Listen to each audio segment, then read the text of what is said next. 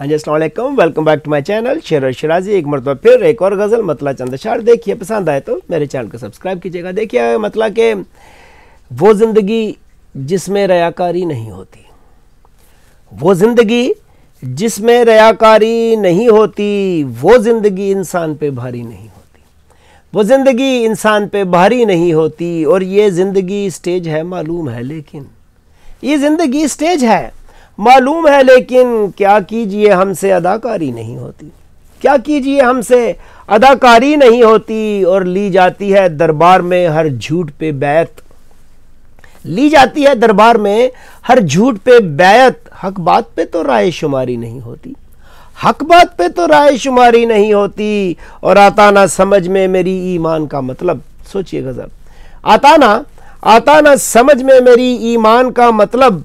करबल में अगर रात गुजारी नहीं होती, और करबल में अगर रात गुजारी नहीं होती। और देखिए शेर के चुपचाप मेरे यार ने काटा है जिगर को, चुपचाप चुपचाप मेरे यार ने काटा है जिगर को। खंजर से लगी ज़र्ब तो कारी नहीं होती, और खंजर से लगी ज़र्ब तो कारी नहीं होती। और होता ना अगर दिल में मेरी जिंदगी का दर्द, होता ना अगर दिल में मेरे, होता ना अगर दिल में मेरे जिंदगी का दर्द।